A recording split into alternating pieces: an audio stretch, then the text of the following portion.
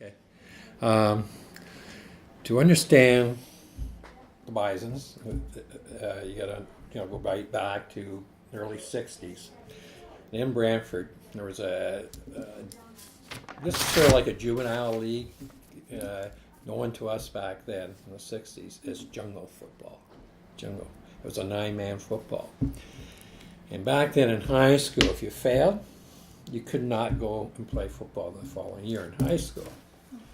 And so a lot of the guys who did fail, which a lot did, or whatever, ended up they go and play jungle ball. And there was four teams, one in East Ward. I believe they were the East Ward, the Stampeders, but apparently I've been disputed on that, and I could be wrong. There was the Eagle Place Rough Riders. There was the West Brant Bombers, Blue Bombers, and Terrace Hill Rough Riders. And that was run by the Brantford Football Association, which was headed up by Steve Brown and a fellow named Bob McBride. Around '63, they sort of decided that they wanted to join the junior RFU. And the junior, it was a junior, it was junior RFU, which is the Ontario Rugby Association. So there was junior RFU and there was senior RFU, which my dad, back in the '30s, played senior RFU. I played senior RFU. But at that time, they applied to the junior RFU. And junior football, which is kind of back then was kind of between 18 and 21. In the Jungle League in Brantford, which was kind of the first Brantford minor football system, kind of ran parallel with high school football. You either played high school or you played jungle football. And there was great rivalry in the Jungle League, and I never played. I just strictly played high school at Pauline Johnson, and so Steve and this Bob McBride decided they wanted to apply to the junior RFU, and at that time, just around that same time, Ron Goodbrand joined Brantford Football Association and was sort of part of that application, and they got accepted. And at that time, in the junior league, there was Oakville Colts. There was Kitchener Dutchman. There was Windsor AKO Fratmen, and Sarnia Golden Bears. And so Brantford would have made that up to 5 teams. '67 was my first year playing. '67, and probably the best team the Bisons had on paper. So we're too busy probably fighting each other. We used to have St. John's ambulance at our practices. By the time game day came, we were too beat up to play. It seemed, I don't know, it was a funny year. Had more talent. We had a lot of talent in the '60s in Brantford in football. I think because of the Jungle League, and there was really good high school football at the time. And it always hadn't been that. But the time I started high school football had kind of really growing, gotten pretty good, and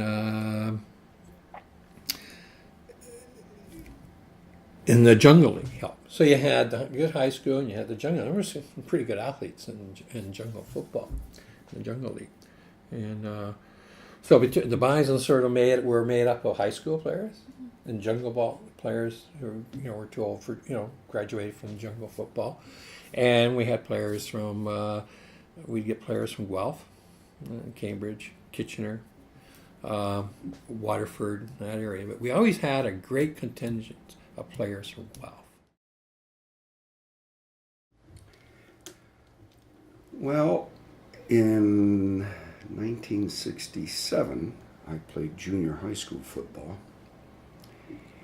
and I heard through friends that they wanted to play juvenile football, which was in Brantford, which was outside of the high school arena, so to speak. And it was under the direction of the Brantford Football Association, which at that time ran the Bison's football program, which was junior Ontario football, similar to junior Ontario hockey. So for those individuals that did not want to play high school football, they played juvenile football.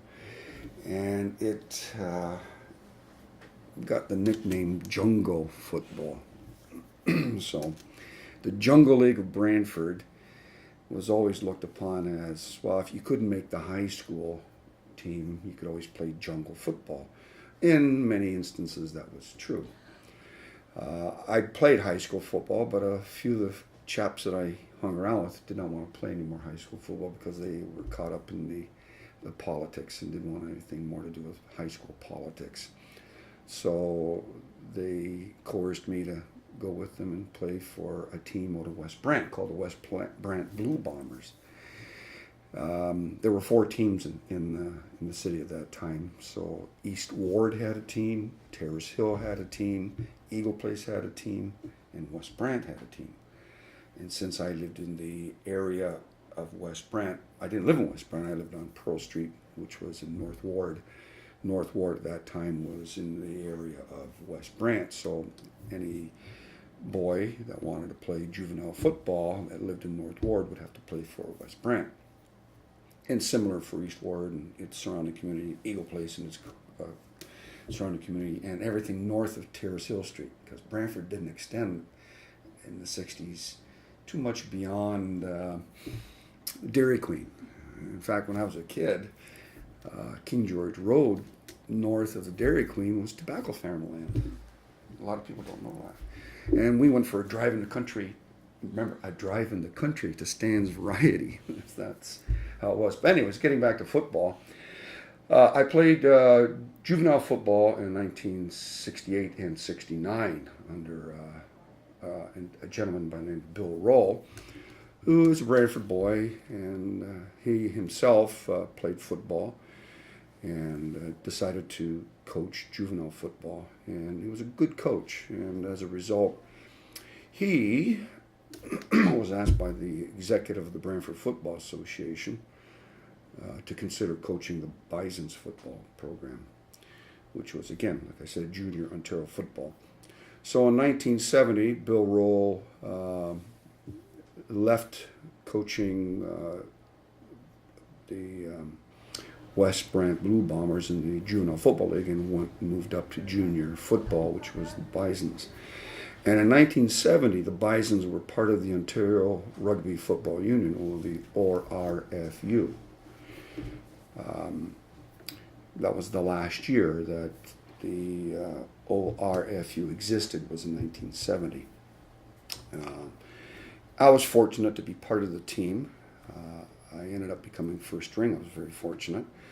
And again, there was always this rift between juvenile football and high school, but there was also this rift between high school and junior football. Junior football was a better caliber football.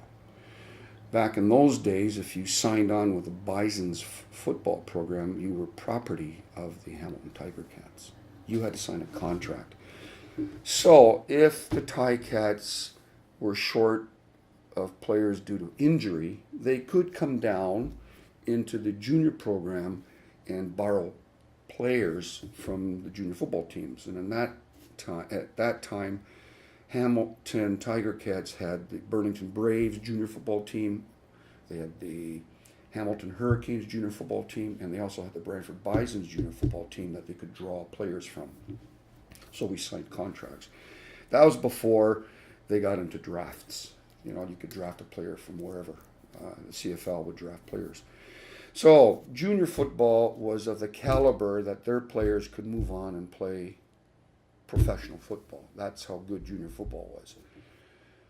So the top high school players would have difficulty, in actual fact, making the junior football team. So a lot of individuals that went out for the Bisons and didn't make the Bisons football team would then, when school started, would play high school football. Junior football started its training camp in June, and so by July, regular season was going. So by the time high school opened up, 8 games of junior football were typically played. So I graduated with Bill Rowe from the 68-69 team, and I went with him to junior football in 1970, and I was fortunate to make the team. A number of us from the 1969 West Brant Blue Bombers went and played Bison's football. In fact, in 1969, the West Brant Blue Bombers, the team I belonged on, went undefeated. And we had a very good team. And there was a lot of male boasting, we're the best team in the city. So in 1969, we were actually challenged by Paulney Johnson High School senior football team to an exhibition game, which was fun. The final score was a tie, and we dominated, the West Brant Blue Bombers dominated the game in yardage, but our coach kept always wanting to go for the long ball, which unfortunately we turned the ball over to PJ, and PJ would stomp down the field, and they would turn the ball over, and the whole game was back and forth and back and forth, and I think the game was tied at 7-7 or 8-8, I can't remember, and a lot of fun.